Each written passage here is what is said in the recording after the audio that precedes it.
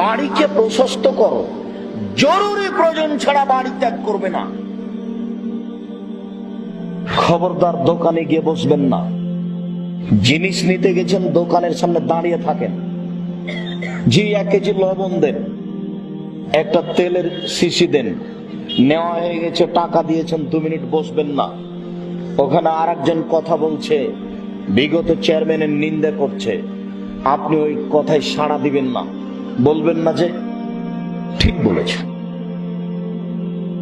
এরকম কথা বলবেন না। এর বিনিময় হলো জাহান্নাম, এর বিনিময় হলো জাহান্নাম। ঠিক বলেছে, ঠিক বলেছে, এর বিনিময় হলো জাহান্নাম। তাহাজ্জুদ দিয়ে জাহান্নাম ঠেকানো যাবে না, খুব কঠিন ব্যাপার। কাজেই জরুরি প্রয়োজন ছাড়া বাড়ি ত্যাগ করবেন না। আর নিজেকে স্বামী মনে করবেন, স্বামী পুরুষ, নিজেকে স্ত্রীর স্বামী পুরুষ মনে করবেন। স্বামী হলে 5টা জিনিস লাগে, পুরুষ হলে 5টা জিনিস লাগে। 1, যে মানের খাচ্ছেন বউকে সে মানের খাওয়াবেন। 2, যে মানের কাপড় পরেন বউকে সে মানের পরাবেন। 3, বউকে কখনো কটু কথা বলবেন না। 4, বউয়ের মুখের উপরে মারবেন না। 5, আল্লাহ তাতেরও খাইটা ফিল বাইতে, বউকে নিজের বাড়ি ছাড়া কোথাও থাকতে দিবেন না। খালার বাড়ি যেতে দিবেন না, ফুফুর বাড়ি যেতে দিবেন না, মায়ের বাড়ি যেতে দিবেন না, নানির বাড়ি যেতে দিবেন না, চাচির বাড়ি যেতে দিবেন না। জরুরি প্রয়োজন ছাড়া আপনার স্ত্রী বাড়ি ত্যাগ করতে পারে না। কাপুরুষের করে, কাপুরুষ, কাপুরুষ, ঘৃণিত পুরুষের করে। জরুরি প্রয়োজন ছাড়া আপনার স্ত্রী বাড়ি ত্যাগ করতে পারে না, তার নাম স্বামী, তার নাম পুরুষ, তার নাম ক্ষমতা। রাসূল সাল্লাল্লাহু আলাইহি সাল্লাম বলেন, জরুরি প্রয়োজন ছাড়া বাড়ি ত্যাগ করো না, ভিতরে থাকো। জান্নাত কিভাবে নিতে হয় সেটা আমি দেখছি, জান্নাত পাওয়া যাবে। 3, আবকালা খাতিয়াতে, পাপের জন্য কাঁদো। এটা হলো আমাদের আলোচনার সাথে সম্পৃক্ত। পাপের জন্য কাঁদো, পাপের জন্য কাঁদো, জান্নাত আল্লাহ দিবেন। 3টে কাজ করলে জাহান্নাম থেকে বাঁচা যায়। 1, মুখ বন্ধ রাখতে হবে। 2, জরুরি প্রয়োজন ছাড়া বাইরে যাওয়া যাবে না। 3, পাপের জন্য কাঁদতে হবে, জান্নাত হবে। আবু হুরায়রা রাদিয়াল্লাহু তাআলা আনহু বলেন, রাসূল সাল্লাল্লাহু আলাইহি ওয়াসাল্লাম বলেছেন, সাবাতুন ইযুল্লুহুমুল্লাহু তাআলা ফি জিল্লিহি ওয়া লা জিল্লা ইল্লা জিল্লুহু। 7 শ্রেণীর মানুষ বিচারের মাঠে বিশেষ ছায়াতলে থাকবে। যেদিন মানুষের শরীরের ঘাম হবে কারো কারো টাকনো পর্যন্ত, কারো কারো হাঁটু পর্যন্ত, অমিনুম মায়াকুনালা হাকওয়াইহে, কারো কারো কোমর পর্যন্ত, অমিনুম মায়াকুনালা তারকাতেহি, কারো কারো নাক পর্যন্ত। যেদিন সূর্য থাকবে মানুষের মাথার 1 মাইল উপরে, অর্ধক কথাটি মিথ্যে। যেদিন মানুষের মাথার 1 মাইল উপরে সূর্য থাকবে, যেদিন মানুষ ঘামের মধ্যে সাঁতার দিবে, সেদিন 7 শ্রেণীর মানুষ বিশেষ ছায়াতলে থাকবে। 1, ইমামুন আদিল, ন্যায়পরায়ণ নেতা। 2, শাবুন নাশাফি ইবাদাতিল্লাহে, যেই যুবক বাল্য জীবন থেকেই ইবাদতে অভ্যাসী। 3, রাজুলুন কালবুল মুআল্লাকুন বিল মসজিদ, কোন মানুষের অন্তর মসজিদের সাথে লাগা আছে। এজা খারাজা মিনহু হাত্তা ইয়াউদা ইলাইহি, মসজিদ থেকে বের হলেই আসার জন্য ব্যস্ত হয়ে পড়ে, বের হলেই আসার জন্য ব্যস্ত হয়ে পড়ে। বাড়িতে গিয়েই বলছে নাতনিকে, দেখো তো একটু সময় হলো নাকি। আম্মু মেয়েকে বলছে, দেখো তো আসরের টাইম হয়ে গেল নাকি, জামাত হয়ে গেল নাকি।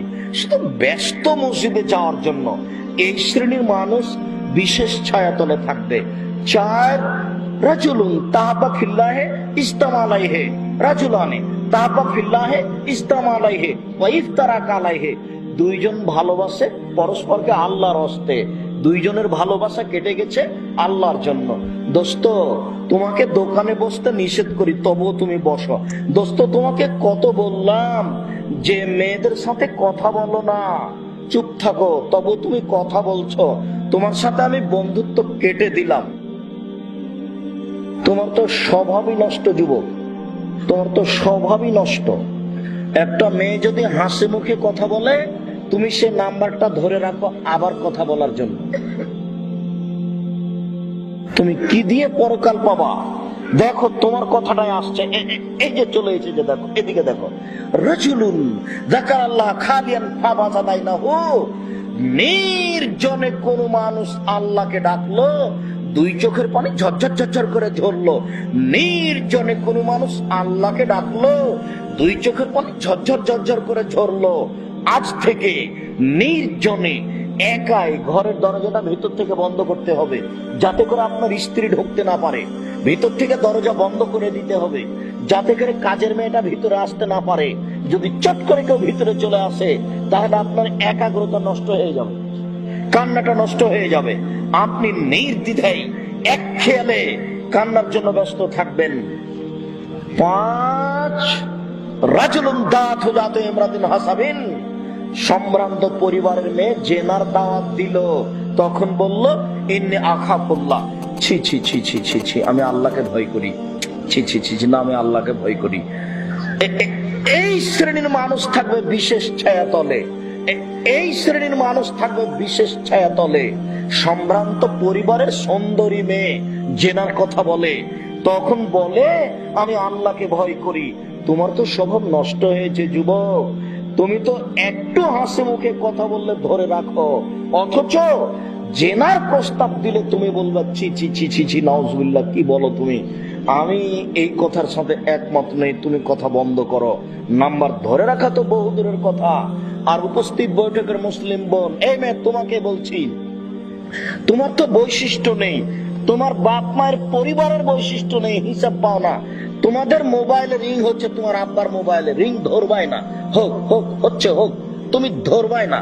শেষ পর্যন্ত যদি তুমি নাম্বারটা ধরো, তাহলে অন করে বলবা জি কে বলছিলেন, আমার আব্বা বাড়িতে নেই, পরে কথা বলবে। তাহলে ওই ছেলেটা তোমার নাম্বার ধরে রাখবে না। আর তুমি যদি অন করে বলো কে ভাইয়া, কি বলছিলেন ভাইয়া, তাহলে ওদের নাম্বারটা ধরে রাখবে। আল্লাহ বলছেন যে মহিলা যখন কথা বলবে তখন কর্কশ কণ্ঠে বলবে, হাসি মুখে তো বলা দূরের কথা। আর এখন তো মেয়ে মানুষ তার ধর্মকর্ম তো বুঝে না, ওর খালি ভান করে কথা বলারই ঢং, ভান করে কথা বলে, ভান করে হাঁটে, কেমন কেমন করে আনছান আনছান করে, কথার ভান, হাঁটার ভান, চলার ভান। তার মানে তাকে তো আর দেখে না কেউ, দেখার জন্য মাস্টার লাগে, দেখার জন্য বাপ মা লাগে, দেখার জন্য গ্রামের সর্দার লাগে, দেখার জন্য দায়িত্বশীলেরা লাগে, দেখার জন্য মুরব্বীরা লাগে। তো মুরব্বী বলছে আমাদের কথা তো মানবে না, বাপ মা বলছে এটাই ভালো, তাহলে কেমন করে ঠিক হবে, কেমন করে ঠিক হবে? কেন এভাবে কথা বলতে শিখলো? আল্লাহ বলছেন কর্কশ করে কথা বলতে হবে, যাতে করে কথাটাও নারী, কথাও নারী, তার পোশাকও নারী, তার জুতা স্যান্ডেল নারী, তার চলাফেরা নারী, সবকিছুই নারী। অতএব তাকে সম্পূর্ণই পুরুষ থেকে ভিন্ন থাকতে হবে, এটা জরুরি আগে। সম্মানিত দ্বীনি ভাই বোন,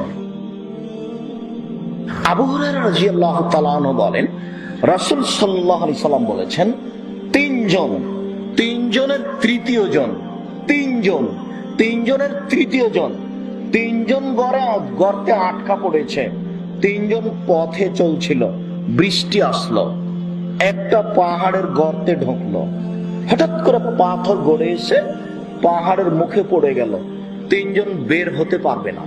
তিনজনের একজন বলল আমি বাপ মাকে ভালোবাসি, পাহাড়ের মুখ থেকে, গর্তের মুখ থেকে পাথর সরিয়ে দেন। আল্লাহ বললেন ঠিক আছে, পাথর সরিয়ে দিলাম। তিনজনের একজন বলল আমার চাচাতো বোনের সাথে আমি জেনা করতে চেয়েছিলাম, আমার চাচাতো বোন বলেছিল যে 100টি স্বর্ণ মুদ্রা দিলে আমি রাজি আছি। হাড় ভাঙ্গা পরিশ্রম করে 100টি স্বর্ণ মুদ্রা তার হাতে দিয়ে আমি যখন জেনা করতে বসলাম, তখন আমাকে বলছে আব্দুল্লাহ ইত্তাকিল্লাহ, এ আল্লাহর বান্দা, আল্লাহকে ভয় কর, আমাকে অসতী প্রমাণ করিস না।